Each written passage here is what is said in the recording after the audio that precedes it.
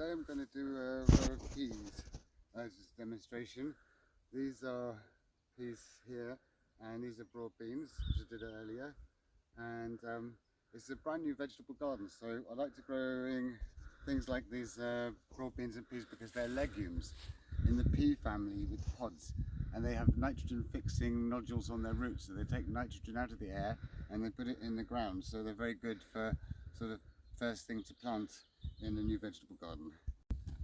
This is where we're going to plant the peas. Of course, it's about the latest you can plant peas. You can plant them between March and June. Any later than that, they won't have time to grow. So this will be a really late row of peas. Just getting the soil out of the roots off and everything, and chucking the weeds somewhere that isn't yet vegetable garden. It's good to do digging up weeds in dry weather because they will just die when you chuck them somewhere. Hello, this is Plato. Oops. Can you help with you? Yeah. Right. A bit earlier, I was digging here and I found a marsh woundwort growing in here, and I've dug it up carefully, and I'm going to put that somewhere later. Right. I've just got a bit of water. I'm going to pop this marsh woundwort in here, and I'll plant it in the pond later. So if you're wondering what soil type you have, the best way to do is get some soil from your garden or from your land, and put it between your thumb and your fingers and feel it like this. And if you have little lumps of sand, then you've got a sandy soil, and if it crumbles into like a fine powder, then you've got a clay soil. This is horticultural sand. If you do have a clay soil, you can add some of it in, too much, just enough to break it up so that the roots can get air. If you have got a sandy soil, then you have to feed the ground a lot more because the nutrients wash away in the sand much more. Because I've got a clay soil, so I'm just adding, before I dig it, I just add a few generous handfuls of this to the soil and then just dig it in. It's better to put too little in rather than too much. So that's that one. And then this one, if you're starting a new vegetable garden, this is quite good. I know it's like gruesome animal products, but it's still kind of leftover animal products, sort of bones and things all dried, and that's quite good to add to the soil if you want to, and it's kind of keeps nutrient in the ground for a long time. It's actually quite good, but I only ever use this if I'm starting a new vegetable garden. And of course you'll need manure, a good source of manure pile. Manure should be rotted for at least 6 months, but we haven't got that luxury this year. But for peas, this half rotted stuff is fine because it makes it a bit hot. This is all from our geese. It's very nice, but it's not fully rotted yet, but the peas will really like this. Right, so these peas are not very big ones. Usually I like to grow the really, really tall ones, but I'm just doing small ones at the moment. Pea rows like this need to be 2 feet apart, which is 60 centimetres or maybe a cubit, I'm not sure. So I just do it in feet. So there's 1 foot there, 2 foot, and I mark that with a bamboo cane there, and 1 foot, 2 foot, 1 foot, 2 foot, 1 foot, 2 foot, and that's a bit straight. And I just use that as a marker. Oops. Handy to have two. There was one there, but the other one slips away a bit.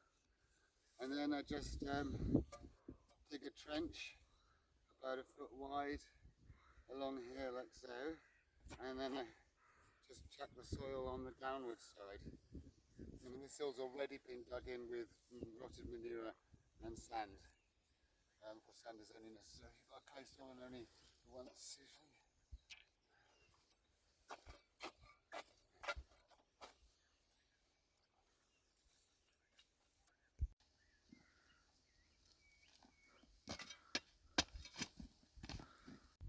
Right, so here's got my trench. I can move my bamboo sticks now.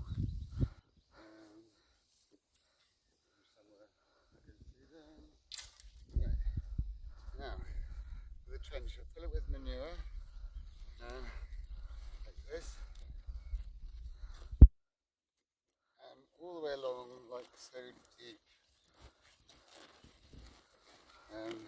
Peas really like that. Not every vegetable likes this, but certain vegetables like this. And then just spread it around so it's nice and even. Right, so the peas want to be planted about 2 inches deep, that's an inch. And that's about 5 centimeters.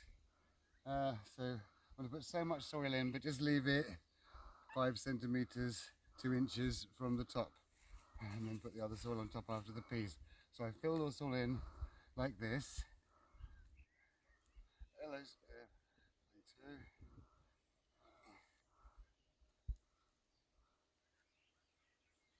right, now I'm just putting in sticks, which the peas will eventually grow up along the actual trench boundary, like so. That's going in quite a way, otherwise they fall over.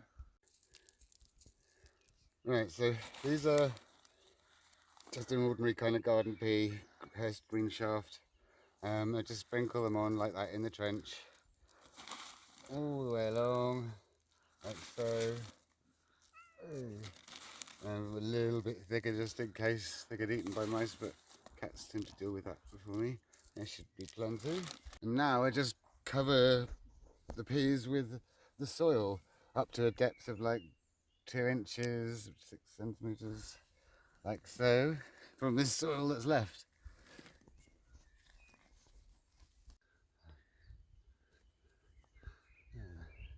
Like so. We've got our own water because we've trapped some rainwater in this pond, and we don't have to use any tap water, but that's pretty good because we don't have any tap water. And you have to give them really good soaking so that the seeds will all fill up with water. Sometimes people soak them overnight in water, but it's not necessary. You can do it like this. In the dry weather, you need to really keep your vegetables well watered. Every 2 days, I give this row, which is about 6 foot or 2 meters long, 2 watering cans full of water. Peas have these little tendrily bits which they cling on to things with, and what they just like is a kind of like the string tied up in a pattern like this from stick to stick.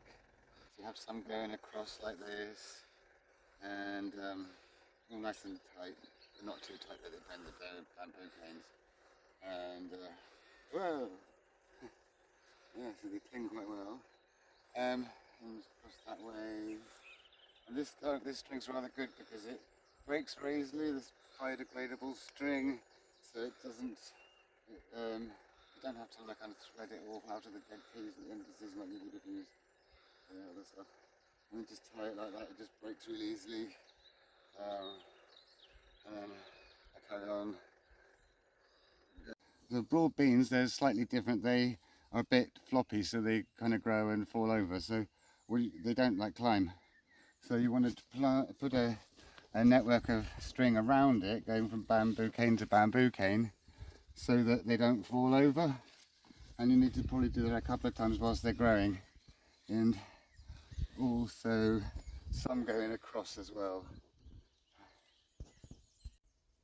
So just break the string, tie it on like so, little granny knot, like that, and that's really all you needed to do for broad beans.